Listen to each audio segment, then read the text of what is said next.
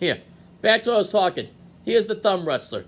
We're back on at Master Mike's Wrestling Paradise. It's not with the guy Sheik who passed away. Here's a thumb wrestler of his, and if you can't see it, well, you can see it right now.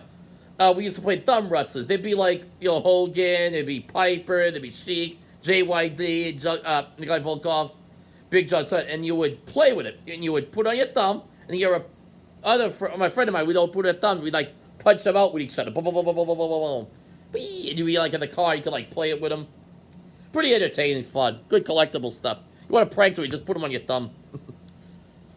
Okay, he also had his famous appearances on the Howard Stern show over the years, Sheik. Well, actually, go back to his career. He was doing well. He was tag team champ with Nikolai Volkov, of course, first WrestleMania. Stayed around for a while. He was by Fred Blassie, he did Slick. Then later on, no, it's over in 87, him and the Hacksaw Jim Duggan got busted for marijuana in the car in New Jersey Turnpike.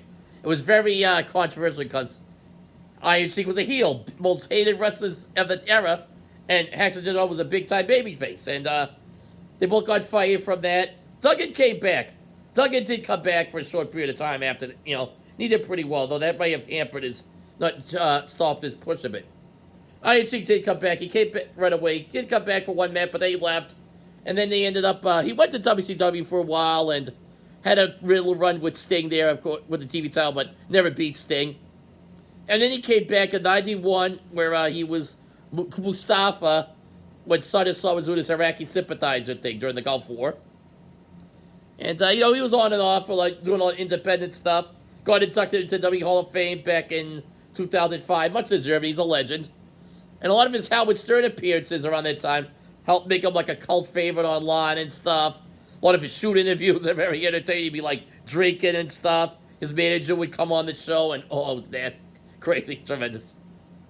Those are just some of his antics, and go on YouTube. You'll really like it. It's something. Also, I want to do a report. It's I teased about this last week about WWE's recent success and what I think they're on. I got 5 reasons for it. Number 1 is the Bloodline storyline with Roman Reigns as the undisputed WWE champion. What WWE undisputed Universal champion? Undisputed WWE Universal champion. There, I said it. And he's had a legendary run, one of the best run maybe of my lifetime watching wrestling. He's right up there with Ric Flair's run in the 80s as WWE champion. And he's had even longer than them. It's been uninterrupted for almost 3 now, because he won in August 2020. And he aligned himself with Paul Heyman as a heel. And then he was on a run. And then he started a feud with Jey Uso, which really showed his sinister heel side. It's like, this guy will beat his whole family to be number 1. Eventually, Jey joins him. Jey joins Paul, the wise man. Paul Heyman, the wise man. Second greatest major of all time, next to Bobby Heenan. It's Heenan, Heyman, and Jim Cornette number 3. But Heenan and Heyman the top 2, without a doubt. Then they brought his brother Jimmy, who was into it. He got into the fold. And it's the 3 of them. And then they start winning titles. Usos will end up eventually won the tag team titles. And then at Wrestle, they go on a run. He starts beating everybody. Edge, John Cena, Finn Balor, you name it. He beat a lot of guys in matches. He beat Kevin, he beat Edge and Bryan Danielson and Daniel Bryan at the same time at WrestleMania. Pinned them, stacked them, beat Cesaro, beat all comers that you could imagine back then. Beat Braun Strowman. He knocked them all down. Big E. Just a tremendous run he was on. He beat the biggest names. And then when it came to 2022 at WrestleMania 38 in Dallas, he beat Brock Lesnar because he was first the Undisputed Champion. He was first the Universal Champion. And then Brock Lesnar is WWE Champion. He unifies the title, beat Brock Lesnar. And of course, you had the Usos, who were the Undisputed Tag Team Champions. And it just keep going on and run. He beat Drew McIntyre at Clash of Killers. Then Solo Sikoa, another cousin of his. The Usos' younger brother joins the fold. And, the Bloodline just kick ass. Also, you have Sami Zayn, who was like an honorary Uso. That whole story was totally another day. Some of the best television I've seen is with Sami Zayn, Roman Reigns, and Jey Uso. The back and forth of Sami won in, Jey didn't want him. And then, Roman took him in, and Jey was still weary. Then at Survivor Series, Sami Zayn attacks Kevin Owens, low blows him, and then Jey finally accepts him. Then a few months later, it's Royal Rumble. Reigns beat Kevin Owens, but and Roman wanted Sammy to Kevin. Sammy hits Roman, and the place went crazy. First looked like Jey Uso joining Sammy now, because they finally got along. And then eventually Jey turns on Sammy, and then Sammy got Kevin back, and then build up, but will he not be taught? And then eventually they embrace, and then it survived at WrestleMania 39. KO with Sammy in the main event of night one, become the undisputed WWE Tag Team Champions of the world. Just great storytelling stuff. Now you got the whole thing of where Jimmy turns on Roman, Superkick Roman, and now Roman kicked Jimmy out last week, and Solo joined Roman, and now Jey is conflicted. Tonight's big match on Smackdown the big decision. Will Jey join the Bloodline, or will he stay with his twin brother Jimmy? We should see, but it's the best storyline since Austin McMahon. I'll say it right now. The three best storylines in WWE history. Austin McMahon, that turned around business. The Bloodline, and Hulk Hogan and Randy Savage, the old mega powers of AA. That was tremendous storyline. Go back to the archives on Peacock and watch that. Some of the best stuff. And then after that, and we'll see how far this goes, but that's the main reason.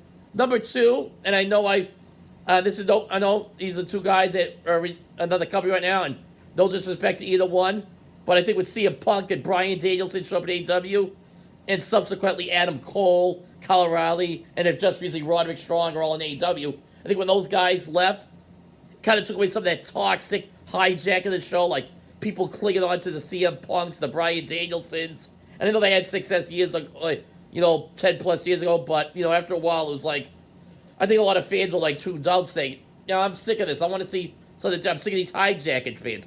Because attendance has gone up at arena shows right now.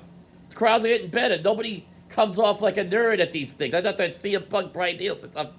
I don't know if they say nerd. They just came off like kind of annoying. It was like they want to be on TV thinking how hijack and stuff. Now that Roman is on top, a real legit superstar comes off as things have gotten better. The crowds have gotten better, and they're just drawing businesses through the roof right now. They're good for the WWE. They got a great product. I've been a fan for years, and it's one of the best times of WWE history, in my opinion. I've seen it every year since 84, 85, and this is like one of the best ones. That's all I have to say about that. And, and Roman Reigns is a bigger draw than those guys like Punk, Danielson, Cole O'Reilly. There, and even Moxley. I don't think Roman's a bigger draw than Moxley as well. Oh, and number three. Here's another important one. I think this goes back to what's on AEW. Cody Rhodes leaving to come back AEW after he founded that company. He left the WWE years ago to bet it on himself to show he could make it. He makes it. He starts AEW with those guys, Omega and the Bucks, the Elite. But, Cody Rhodes was like the heart and face of the company. When he left, I think a lot of stuff changed. WWE became a big place now, and AEW is kind of stagnant, so there you go. And he's proven to be that top babyface. He lost the match at Roman Reigns at WrestleMania main event night 2, but, I think he's to finish the story. I think Cody will eventually finish the story, I think. It's only a matter of time, but I think he will. He'll be the one that beats Roman Reigns. And Cody's finally that top babyface they've been looking for since John Cena left. Roman's already fun. It's like, that's why I think guys like, Punk, Danielson, guys like that, there may be a spot for them on the card, but they're not the guy you make the face of the company. You gotta have a different aura about you. Cody's got that aura, like Roman. They got auras about him. Number 4, that's what I have to say. And number 4, I think the important one is when Vince McMahon stepped down middle of summer last year, amid all the allegations, and Triple H took care of creative. I think a lot of things got better. The product got better. And I think, the shows have gotten better match quality, better storylines, match quality's better. And, the shows, they've been selling out, so it's been great business. And then another one, the 5th reason, and I think it goes back to, like, saying, news people in charge of creating stuff is elevation and development of new talent. Like I just mentioned Solo Sikoa before. He's doing well. You have Cody Rhodes was gone, but he came back, but he's doing well. You got Gunther doing well. The longest reigning Intercontinental Champion, like 30-plus years. Since the 80s. And, he might break the record by the Honky Tonk Man. And he's a tremendous talent. Makes it look real. He's a real, legit guy. You also have got you know, people there. You like Austin Theory's up and coming. You got the Judgment Day. Rhea Ripley's doing well. Bianca Belair's doing well. You got a lot of great talent there. You know, Damian Priest, L.A. Knight doing great. You know, he's another guy just going over organically with the L.A. Knight. Yeah, whose game it is? It's L.A. Knight's game. He's tremendous. They say he's like a combination of Stone Cold and The Rock, but he's his own guy. He's got that kind. He reminds me of those guys I would watch in the Southern Territories, but he's like a main. He's got a lot of charisma to go with it. I mean, they had charisma too, but on a national level, this guy can be a star. I think he can be a star. Also, you have, you know, guys like Pretty Deadly coming up. You also have, you know, Seth Rollins is the world champ. You know, the new world champ on Raw. You have Becky Lynch there. You got some great talent. They also have the veterans like the legends like the Brock Lesnar's, Trish Stratus is there helping out with a lot of putting over the younger talent.